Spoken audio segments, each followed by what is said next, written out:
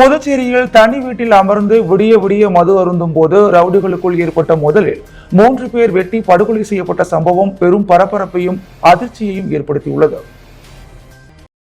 Puducherry rainbow நகர் 7வது குறுக்கு தெருவில் உள்ள பாழடைந்த வீட்டில் 3 பேர் இரத்த வெள்ளத்தில் கிடப்பதாக அங்கிருந்தவர்கள் காவல்துறைக்கு தகவல் அளித்த நிலையில் காவல்துறை விரைந்து வந்து சோதனை மேற்கொண்டதில் அங்கு 2 பேர் வெட்டுக்காயங்களுடன் உயிரிழந்த நிலையிலும் ஒருவர் படுகாயத்துடன் உயிருடன் இருப்பதைக் கண்டு அவரை உடனடியாக அரசு மருத்துவமனைக்கு கொண்டு சென்றனர். போலீசாரின் முதற்கட்ட விசாரணையில் உழவர்கரை பகுதியைச் சேர்ந்த பிரபல ரவுடி தெஸ்தான் மகன் ரிஷி, திடீர் நகரைச் சேர்ந்த தேவா ஆகியோர் கொலை செய்யப்பட்டதாகவும் ஜே நகரைச் சேர்ந்த ஆதி படுகாயங்களுடன் மருத்துவமனையில் அனுமதிக்கப்பட்டுள்ளதாகவும் போலீசார் தெரிவித்துள்ளனர். தொடர்ந்து மருத்துவமனையில் அனுமதிக்கப்பட்ட ஆதியும் உயிரிழந்துள்ளார். இதனையடுத்து இந்த 3 கொலை சம்பவம் குறித்து பெரியகடை போலீசார் வழக்கு பதிவு செய்து விசாரணை மேற்கொண்டு வருகின்றனர். மேலும் சம்பவ இடத்திற்கு டிஐஜி சத்தியம் சுந்தரம் மற்றும் காவல்துறை அதிகாரிகள், தடயவியல் ஆய்வாளர்கள், மோப்ப நாயகர்களுடன் சோதனை மேற்கொண்டு வருகின்றனர். முதற்கட்ட விசாரணையில் இறந்தவர்கள் அவர்களது நண்பர்களுடன் இப்பகுதியில் அமர்ந்து இரவு முழுவதும் மது அருந்தியுள்ளதாகவும் அதில் ஏற்பட்ட தகராறில் கொலை நடந்திருக்கலாம் என தெரிவித்துள்ளனர். தொடர்ந்து கொலையாளிகளை தீவிரமாக போலீசார் தேடி வரும் நிலையில் குடியிருப்பு பகுதியில் 3 நபர்கள் படுகொலை செய்யப்பட்ட சம்பவம் அப்பகுதியில் பரபரப்பை ஏற்படுத்தியுள்ளது. தற்பொழுது அறிவிக்கப்பட்ட திட்டங்கள் மற்றும் கடந்த ஆட்சியால் கிடப்பில் போடப்பட்ட திட்டங்கள் என அனைத்து திட்டங்களும் குறிப்பிட்ட காலக்கெடுவுக்குள் மத்திய அரசின் நிதி உதவியோடு செயல்படுத்தப்பட்டு வருவதாக முதலமைச்சர் ரங்கசாமி தெரிவித்துள்ளார். ஆயுஷ்மான் பாரத் வே வந்தனா திட்டம் 2018ஆம் ஆண்டு பிரதமர் மோடியால் துவக்கி வைக்கப்பட்டு நாடு முழுவதும் விரிவுபடுத்தப்பட்டு வருகிறது. இந்நிலையில் 70 வயதிற்கும் மேற்பட்ட நபர்களுக்கான காப்பீடு திட்டம் இன்று புதுச்சேரி இந்திரா காந்தி மருத்துவக் கல்லூரியில் துவங்கப்பட்டது. இதற்கான விழாவில் கலந்து கொண்ட புதுச்சேரி துணைநிலை ஆளுநர் கைலாசநாதன், முதலமைச்சர் ரங்கசாமி மற்றும் அமைச்சர்கள் பங்கேற்று பயனாளிகளுக்கு ஆயுஷ்மான் அட்டையை வழங்கினர். இதில் புதுச்சேரியில் மட்டும் 8242 நபர்கள் பதிந்துள்ளனர். விழாவில் பேசிய துணைநிலை ஆளுநர் கைலாசநாதன், பாரத பிரதமர் மோடி கொண்டு வந்த ஆயுஷ்மான் பாரத் திட்டம் உலகின் மிகப்பெரிய திட்டமாக செயல்படுத்தப்பட்டு வருகிறது. இதில் மூத்த மக்கள் அனைவரும் பயன்பெற்று வருகின்றனர் என்றும், புதுச்சேரி மாநிலம் மருத்துவத்துறையில் சிறந்த விளங்குகின்ற மாநிலமாக தற்போது திகழ்ந்து வருவதாகவும் பெருமிதம் கொண்டார். முன்னதாக பேசிய முதலமைச்சர் ரங்கசாமி, ஆயுஷ்மான் பாரத் திட்டத்தில் சிவப்பு குடும்ப அட்டைதாரர்கள் மட்டுமே பயனடைந்து வந்த நிலையில் தற்போது மஞ்சள் குடும்ப அட்டைதாரர்களுக்கும் இந்த திட்டம் விரிவுபடுத்தப்பட்டுள்ளது என்றார். கடந்த ஆட்சியில் அறிவிக்கப்பட்ட எந்த ஒரு திட்டங்களும் அவர்களால் செயல்படுத்த முடியவில்லை. சாலைகள் கூட போட முடியாத நிலை ஏற்பட்டது. ஆனால் தற்போது அறிவிக்கப்பட்ட திட்டங்கள் மற்றும் கடந்த ஆட்சியால் கிடப்பில் போடப்பட்ட திட்டங்கள் என அனைத்து திட்டங்களும் குறிப்பிட்ட காலக்கெடுவுக்குள் மத்திய அரசின் நிதி உதவியோடு செயல்படுத்தப்பட்டு வருகிறது என்று தெரிவித்தார். தொடர்ந்து மத்திய அரசின் நிதி உதவி பெற்ற புதுச்சேரி மாநிலம் மிகப்பெரிய வளர்ச்சி அடையும் என்று உறுதிபட கூறினார். புதுச்சேரியில் கொசு தொல்லையை கட்டுப்படுத்தாத சுகாதாரத்துறை மற்றும் உழவர்கரை நகராட்சியை கண்டித்து பொதுமக்கள் கொசு வலைக்குள் நின்று நூதன போராட்டத்தில் ஈடுபட்டனர்.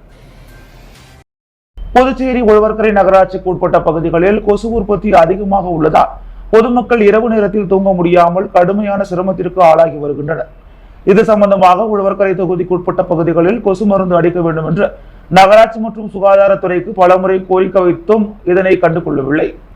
இந்த நிலையில் உழவர்கரை தொகுதி முழுவதும் கொசுக்களை கட்டுப்படுத்த சுகாதாரத்துறை மற்றும் உழவர்கரை நகராட்சியை கண்டித்து கண்டன ஆர்ப்பாட்டம் நடைபெற்றது.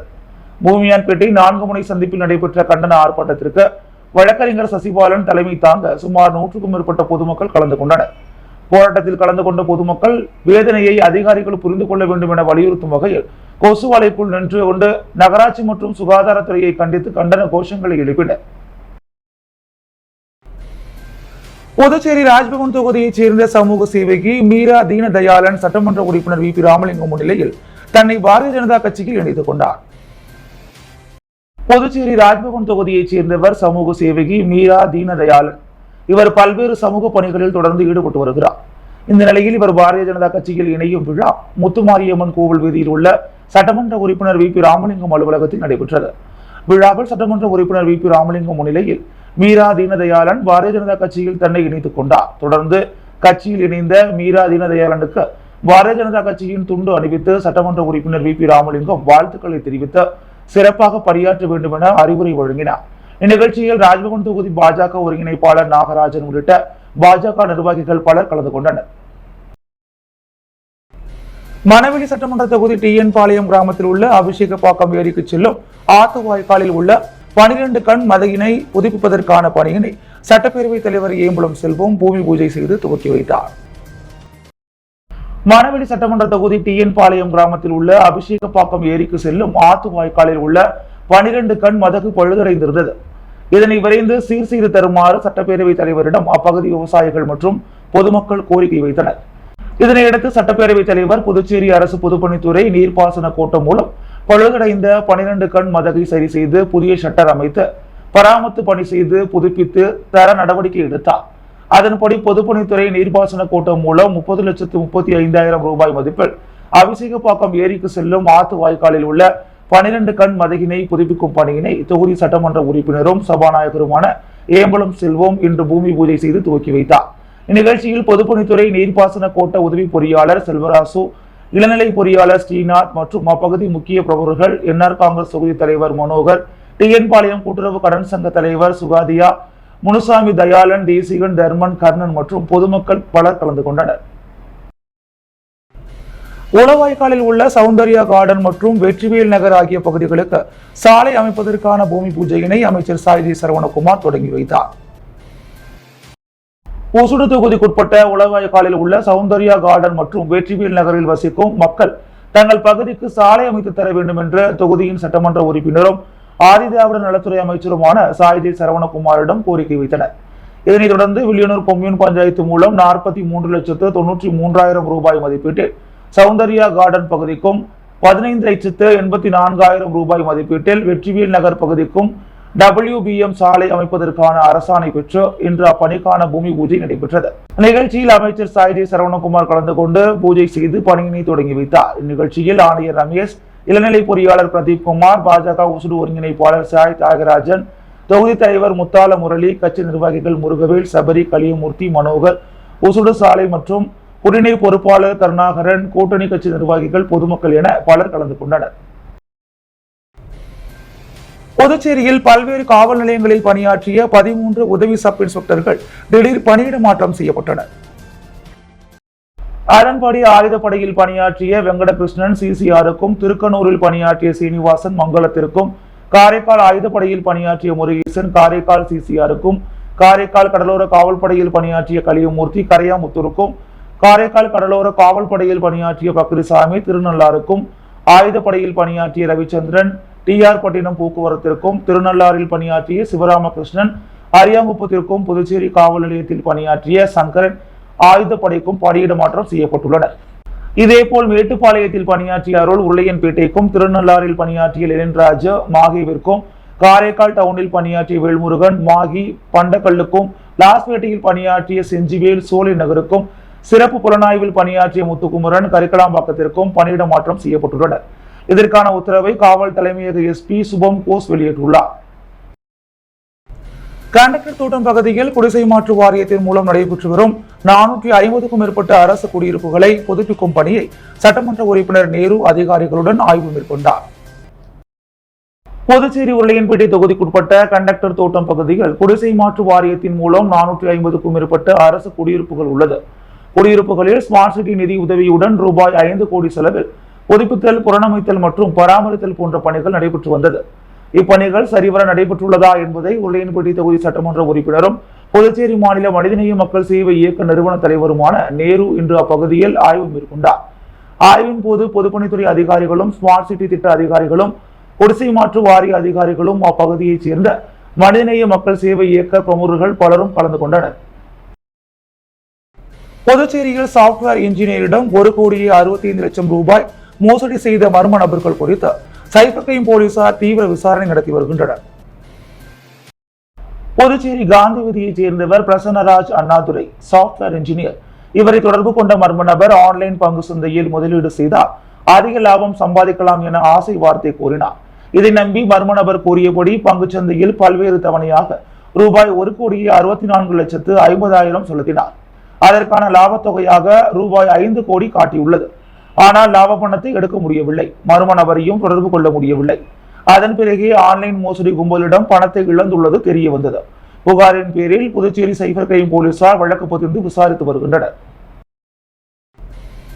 வக்ஃப் திருத்த சட்ட மசோதா நாடாளுமன்றத்தில் தாக்கல் செய்யப்பட்டதை கண்டித்து மசோதாவிற்கு எதிர்ப்பு தெரிவித்து எஸ்டிபிஐ கட்சியினர் சட்ட நகல் எரிப்பு போராட்டத்தில் ஈடுபட்டனர்.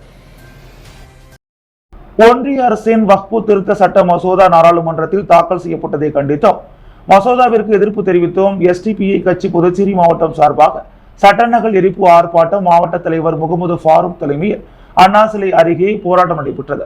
எஸ்டிபிஐ கட்சியின் புதுச்சேரி மாநில தலைவர் பரகத்துல்லா, துணைத் தலைவர் அனிஃபா, செயலாளர் ரவிக் மன்சூர், பொருளாளர் முகமது காசிம், மாநில பேச்சாளர் புதுவை அப்துல்லா, தமிழக வாழ்வுரிமை கட்சியின் கொள்கை பரப்பு செயலாளர் விஜி, கிழக்கு மாவட்ட செயலாளர் சாகுல் அமீத், நெல்லித்தோப்பு தொகுதி துணைத் தலைவர் ஜோசப் மற்றும் நிர்வாகிகள் அகமது சாலிக், முகமது கவுஸ் மற்றும் உறுப்பினர்கள் கலந்து கொண்டு வக்ஃபு சட்ட நகலை எரித்து சட்ட மசோதாவிற்கு எதிராக தங்களுடைய கண்டனத்தை பதிவு செய்தனர்.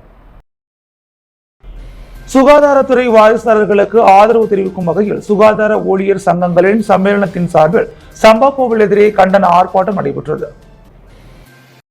சுகாதாரத்துறை வாரிசுதாரர்கள் நலச்சங்கத்தின் சார்பில் கடந்த சட்டமன்ற பட்ஜெட் கூட்டத்தொடரில் முதலமைச்சர் அளித்த வாக்குறுதி அடிப்படையில் அனைத்து வாரிசுதாரர்களுக்கும் ஒருமுறை தளர்வு அளித்த பணி நியமனம் செய்ய வலியுறுத்தி 4வது நாளாக தொடர் காத்திருப்பு போராட்டத்தில் ஈடுபட்டு வருகின்றனர். அந்த வகையில் இன்று சுகாதாரத்துறை வாரிசுதாரர்களுக்கு ஆதரவு தெரிவித்து சுகாதார ஊழியர் சங்கங்களின் சம்மேளனத்தின் சார்பில் சம்பா-கோவில் எதிரில் ஆதரவு ஆர்ப்பாட்டம் நடைபெற்றது. ஆர்ப்பாட்டத்திற்கு பிரேமதாசன், ராதாகிருஷ்ணன், ரவிச்சந்திரன், சுகாதார சம்மேளன தலைவர் முனுசாமி ஆகியோர் தலைமை தாங்கினர். சிறப்பு அழைப்பாளராக நிரந்தர செய்தி தொடர்பாளர் கலைமாமணி டாக்டர் நமச்சிவாயம், பொதுச் செயலாளர் ஜவஹர், துணைத் தலைவர்கள் கிரி, சதீஷ், துணை பொதுச் செயலாளர்கள் ஹரிதாஸ், ஜெகநாதன் மற்றும் அமைப்பு செயலாளர் கலைவாணி ஆகியோர் முன்னிலை வகித்தனர். சுகாதார சம்மேளன கௌரவ தலைவர் கீதா, சம்மேளன ஆலோசகர் சீதாராமன், அமைப்பு செயலாளர் கலியபெருமாள், செயலவை உறுப்பினர்கள் சரவணன், நந்தகோபால், சத்யா உள்ளிட்டோர் ஆர்ப்பாட்டத்தில் கண்டன உரையாற்றினர். ஆர்ப்பாட்டத்தின் முடிவில் பொருளாளர் மணிவாணன் நன்றி கூறினார். இணைப்பு சங்க நிர்வாகிகள் இளையதாசன், சிவகுமார், காசிமுனியன் உள்ளிட்டோர் திரளாக கலந்து கொண்டனர். புதுச்சேரி உப்பளம் தொகுதியில் வாகனங்கள் மூலம் கொசு ஒழிப்பு புகை மருந்து அடிக்கும் பணியை சட்டமன்ற உறுப்பினர் அனிபால் கென்னடி தொடங்கி வைத்தார். உப்பளம் தொகுதியில் திமுக சட்டமன்ற உறுப்பினர் அனிபால் கென்னடி கொசுவினை ஒழிக்க எடுத்து வரும் தீவிர நடவடிக்கைகளால் வரும் காலங்களில் கொசுக்களால் ஏற்படும் டெங்கு, பைலேரியா மற்றும் மலேரியா நோய் கிருமி விரைவில் கட்டுப்படுத்திட புகை மருந்து அடித்தல், வாய்க்கால்களில் கொசு புழுக்களை அழிக்க மருந்துகள் தெளித்தல் போன்ற பணிகளில் சுகாதாரத்துறை, மலேரியா அலுவலகம், நகராட்சி மற்றும் தனது சொந்த செலவில் தனது கழகத்தினரை வைத்து உரிய முறையில் மருந்து இயந்திரங்கள் வைத்து பணிகளை தொடர்ச்சியாக சட்டமன்ற உறுப்பினர் அனிபால் கென்னடி முயற்சியில் நடைபெற்று வருகிறது. அதன் தொடர்ச்சியாக வாகனம் மூலம் புகை மருந்து அடிக்கும் பணிகளை மேற்கொள்ள சுகாதாரத்துறை இயக்குநர் டாக்டர் ரவிச்சந்திரன், துணை இயக்குநர் டாக்டர் வசந்தகுமாரி ஆகியோரிடம் சட்டமன்ற உறுப்பினர் கோரிக்கை வைத்தார். அதனை ஏற்ற கொசு புகை மருந்து அடிக்கும் பணிகள் தொடங்கப்பட்டது. அதனை சட்டமன்ற உறுப்பினர் துவக்கி வைத்தார். நெல்லித்தோப்பு தொகுதி சக்தி நகரில் பழுதடைந்த பழைய அங்கன்வாடி கட்டிடத்தை இடித்து புதியதாக அங்கன்வாடி கட்டிடம் கட்டுவதற்கான பூமி பூஜை நடைபெற்றது. புதுச்சேரி நெல்லித்தோப்பு தொகுதி சக்தி நகரில் பழுதடைந்த பழைய அங்கன்வாடி கட்டிடத்தை இடித்து புதியதாக அங்கன்வாடி கட்டிடம் கட்டுவதற்கான பூமி பூஜை இன்று நடைபெற்றது. இந்நிகழ்ச்சியில் ஊர் பொதுமக்கள், அங்கன்வாடி ஊழியர்கள், பொதுப்பணித்துறை அதிகாரிகள், பாரதிய ஜனதா கட்சியின் கிளை கமிட்டி தலைவர்கள் செந்தில்குமார், வெங்கட், சுபாஷ், கவிதா, சரவணன், தொகுதி பொதுச் செயலாளர் ரமேஷ், தொகுதி துணைத் தலைவர் சண்முகம், தொகுதி தலைவர் உமாபதி மற்றும் பரிவார் அமைப்பு தலைவர்கள் ரகுநாத், பக்ரிசாமி, கோவிந்தன் கலந்து கொண்டனர். இந்நிகழ்ச்சியில் கலந்து கொண்ட அனைவருக்கும் பாரதிய ஜனதா கட்சியின் 17/4 கிளை கமிட்டி தலைவர் சுதாகர் நன்றி தெரிவித்துக் கொண்டார். புதுவையின் அன்றாட நிகழ்வுகளை காண பாண்டி ஹெட்லைன்ஸ் யூடியூப் சேனலை சப்ஸ்கிரைப் பண்ணுங்க. தொடர்ந்து எங்களுடன் இணைந்திருக்க பக்கத்தில் உள்ள பெல் பட்டனை பிரஸ் பண்ணுங்க, லைக் பண்ணுங்க, ஷேர் பண்ணுங்க. என்றும் உங்களுடன் பாண்டி ஹெட்லைன்ஸ்.